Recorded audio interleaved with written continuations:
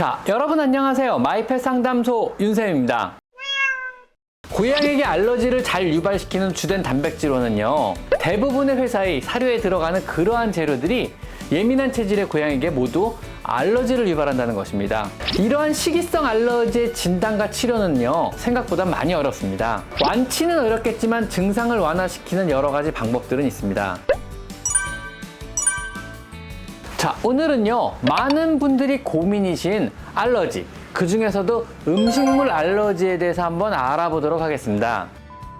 음식물 알러지는요, 먹거리 중에서 특정 성분, 대개는요, 특정 단백질에 의해서 몸에서 원하지 않는 면역 반응이 나타나 설사나 구토 혹은 피부염을 동반하는 그러한 증세를 말합니다. 이런 음식물 알레르기는요, 음식의 성분 중에서 주로 특정 단백질이 몸에 흡수된 후에 몸의 항체라는 일종의 경찰들이 나쁜 물질로 인식하고 면역 반응을 일으키는 것입니다. 특정 단백질은 정상의 몸의 음식물로 원래는 항체, 즉 경찰이 아무런 문제가 없다는, 아무런 이상이 없다는 그런 반응을 보여야 하지만 몸에서는 이미 수배령을 내려버려서 경찰이나 군대가 출동해서 몸에서 난리가 나는 그러한 상황이라고 이해하시면 될 것 같습니다. 그런데 여기서요, 이 특정 단백질, 즉 특정이란 부분이 대단히 중요합니다. 건강한 고양이나 강아지는요, 음식에 있는 단백질을 충분히 소화한 후에 아미노산 형태로 흡수하게 됩니다. 그러나 음식물에 대해 알러지가 있는 고양이나 강아지는요, 단백질을 주로 흡수하는 소장의 소화 기능에 문제가 생겨서요, 큰 단백질 분자를요,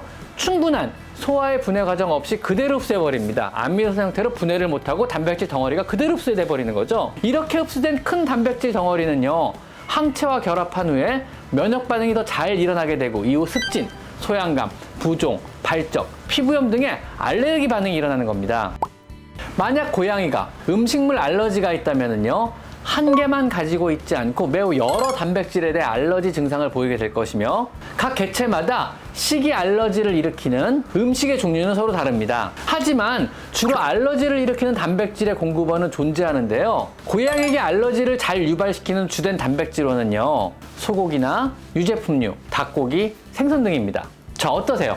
놀랍지 않은가요? 대부분의 회사의 사료에 들어가는 그러한 재료들이 예민한 체질의 고양이에게 모두 알러지를 유발한다는 것입니다. 빠져나갈 틈이 없죠. 그래서 한 사료에 알러지가 일어나게 되면은요, 이리저리 사료를 바꿔봐도 자꾸 알러지가 재발하는 것이 알러지 치료에 사실은 큰 문제입니다. 이러한 식이성 알러지의 진단과 치료는요, 생각보다 많이 어렵습니다. 다른 피부병이나 아니면 음식이 아닌 먼지나 곰팡이류의 환경 부유물에 의한 알러지 반응과 구분이 힘들고요. 한 가지가 아닌 다양한 식재료에서 알러지가 동시에 일어나기 때문에 음식들을 이리저리 피하고 또 바꿔봐도 동일한 증상이 계속 재발하기 때문입니다. 그래서 식이성 알러지는요, 그냥 알러지 체질의 반려동물이 여러 음식물에 대한 과민 반응이라고 보시는 것이 아마 타당할 겁니다.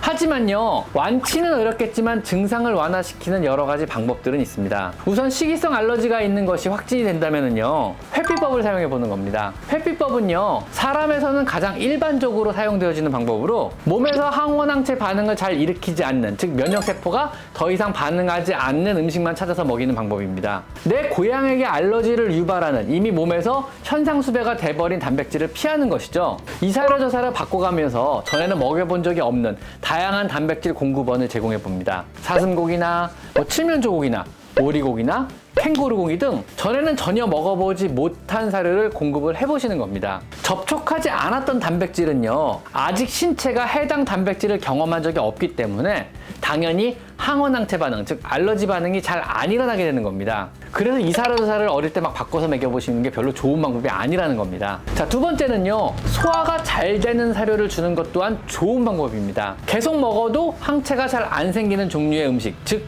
소화가 잘 되는 음식을 먹이면은요, 이런 경우 굉장히 좋습니다. 갑자기 왜 알러지의 소화 얘기냐고요? 소화가 잘 되는 사료는요, 알러지가 확실히 덜 일어납니다. 소화가 잘 된다는 의미는요, 소장에서 단백질이 정상적으로 쉽게 소화가 되어 아미노산과 같은 작은 펩타이드로 분해 후 흡수가 되는 형태의 사료들을 말합니다.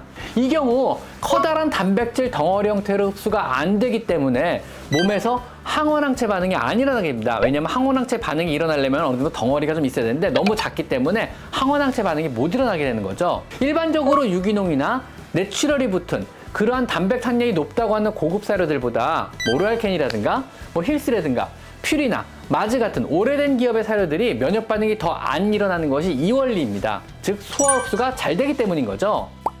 다음 세 번째, 가수분해 사료인 처방식을 먹여보는 겁니다. 좀 전에 제가 말한 바와 같이 음식이 소화가 잘 되어 단백질 형태가 아닌 그거보다 훨씬 더 작은 아미노산이나 펩타이드 형태의 흡수가 일어난다면요, 면역 반응이 훨씬 덜 일어나게 됩니다. 하지만 이미 장내 소화 기능에 문제가 생겨서요, 소화력이 떨어진 고양이는요, 분해와 소화 흡수가 잘 되는 사료를 먹여도요, 미처 분해를 다 하지 못해서 단백질 덩어리 형태로 일부가 흡수가 일어나기 때문에, 그래서 이런 경우에는요, 가수분해 사료를 급여보는 겁니다.